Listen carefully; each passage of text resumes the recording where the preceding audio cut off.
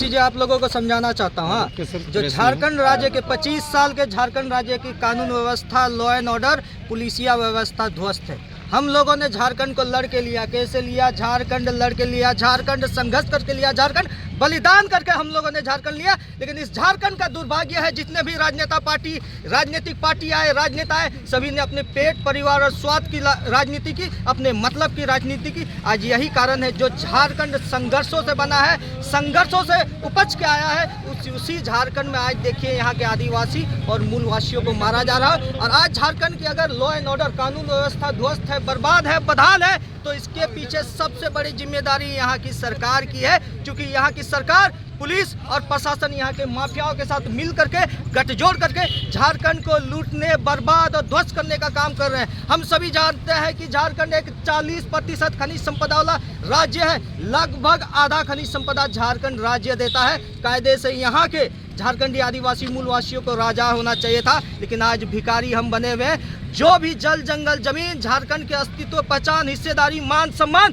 की बात करता है, लड़ाई करता है, संघर्ष करता है, उसकी हत्या बार बार हो रही है। इससे पहले आप लोगों ने देखा सूर्य नारायण हांसदा की हत्या की गई। हत्या करने वाला कौन था? सबसे बड़ा दुर्भाग्य मुझे इस बात का लगता है कि हत्या करने वाला कोई माफिया नहीं था। हत्या करने वाला माफिया के इशारे पर पुलिस कस्टडी में उसको किया गया, पुलिस और प्रशासन के द्वारा किया गया। सुभाष मुंडा की हत्या की गई, सोमा मुंडा की हत्या की गई, भूपा तिर्की की हत्या की गई। ना जाने कितने झारखंडी आदिवासियों की इसी प्रकार हत्या हो रही है। मैं पूछना चाहता हूं, हेमंत सोरेन, आप खुद को एक आदिवासियों की सरकार कहते हैं, आदिवासियों के सबसे बड़े नेता कहते हैं, इसी झारखंड राज्य में आदिवासियों की सबसे ज्यादा हत्या हो रही है। आप चुप क्यों है? आपके पिताजी दिसोम गुरु शिबू सोरेन जी है, संघर्ष करके उन्होंने अपना पहचान बनाया, मान सम्मान बनाया, झारखंड को अलग कराया। लेकिन उसका बेटा आज देखिए इतना निकम्मा है, इतना बर्बाद है, इतना बेकार है कि आदिवासियों को मारा जा रहा है, खनिजों को लूटा जा रहा है, एक शब्द मुंह से चू नहीं निकल रहा है। और मैं दोबारा इस बात को स्पष्ट करता हूँ, अगर आज सोमा मुंडा आदिवासी अगुवाजनों की हत्या हो रही है ना,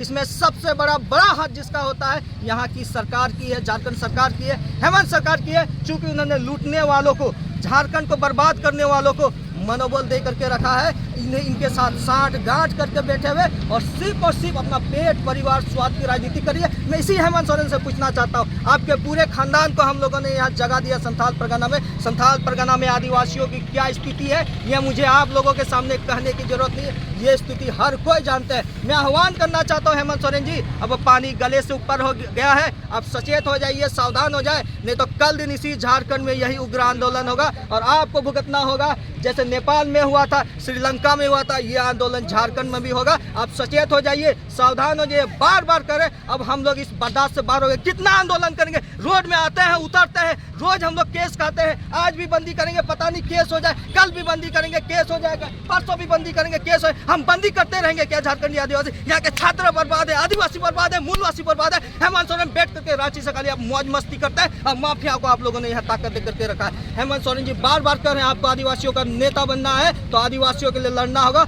उनको मान सम्मान दिलाना होगा, और जो उनको हत्या करिए, पहली बात तो हत्या रोकना होगा।